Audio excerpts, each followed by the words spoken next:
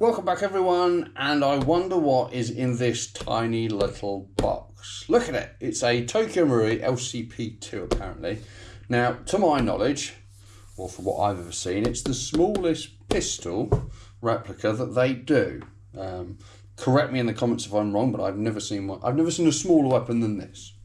Maybe I haven't seen your weapon, maybe that's why I haven't seen the smallest one. Who knows? However, let's have a little look at this. Ta-da! Look at it. It's dinky. How cool is that? Got a neat little magazine as well. Right, we don't need that. Let's get that out. And should we get that off as well? There we go. Right, let's get rid of the box.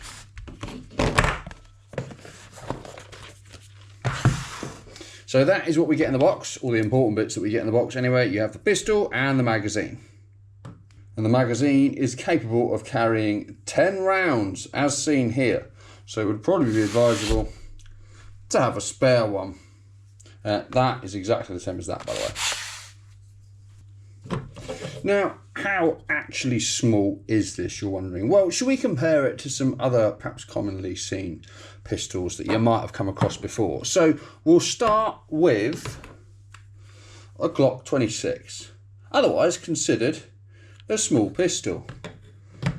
Although it looks pretty big in comparison, doesn't it? You put them up next to each other like that, so it gives you a bit of an idea. Now, let's go up to something a little bit more kind of average size. So we'll have a look at an average size weapon, shall we? That is a TM high capper, or a hybrid of two TM high cappers.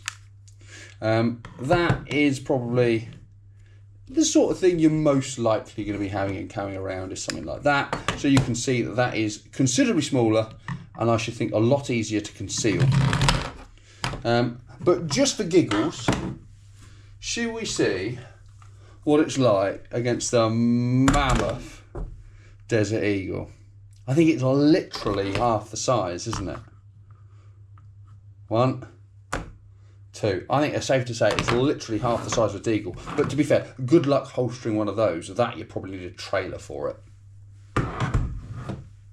Now back to the kind of review of the LCP itself. Obviously we've established it's quite small in size, but how does it actually perform? Now this one, although it has got a hop up in it, I can't see anywhere that it's adjustable. So it's a fixed hop up. So whatever we get in terms of lifting those BBs is what we're going to be stuck with.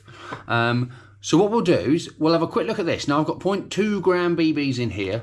We'll put this on the chrono and we'll just see what she chronos at as standard. Not that we're going to be doing anything with it, but we'll see what it performs like, and then perhaps we'll take it down to Worthing Airsoft and we'll have a little go on their range just to see how far it can throw BBs. So here we are, we've got 0.2 gram BBs. Let's see what it chronos at. Ready? 230, 233, 231, 230, 231, 233. So pretty consistent. So she's doing half a joule. That's not bad, is it, for a half size pistol?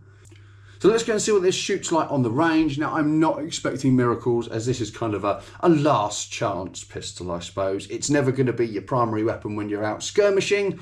It's going to be if all else has failed, and it's your only and last hope with 10 miracle BBs to hopefully win the day for you. But nevertheless, let's go and see what it shoots like and see what sort of range we're getting.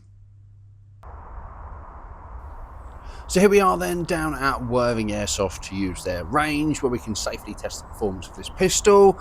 Now for this test we're going to be using WE green gas, and we've got 0.2 gram BLS BBs.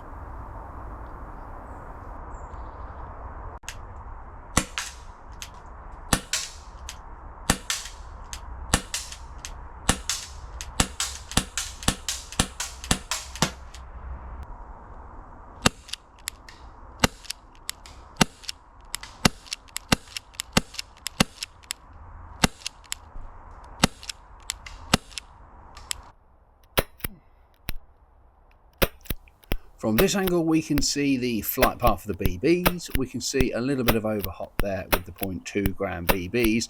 Now, obviously, the hop is not adjustable on the pistol, but it is floating out to about 40 meters roughly. However, if you were going to use it on a 30 meter target, which is great for a sniper backup, you can see that this is reasonably accurate.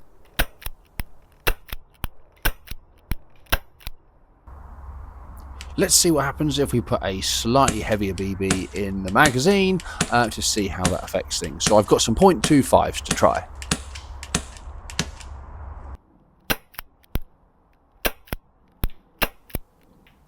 You can see here with the 0.25 gram BBs, they are dropping in most cases a little bit short of the 30 meter mark. So I definitely think 0.2s are the way forward for this little gun.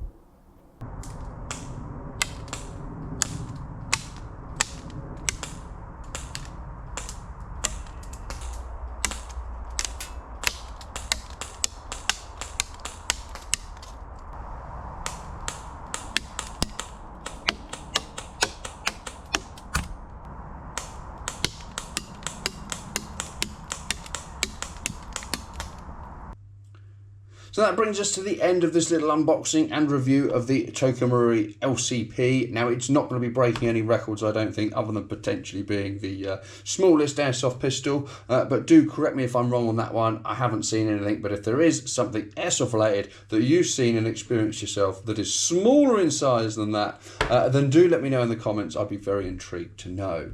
But other than that, that brings us to the end of the video. So hopefully it's been useful. Hopefully you've enjoyed watching it. And of course, thank you very much everyone for watching, and I will look forward to seeing you all in the next one.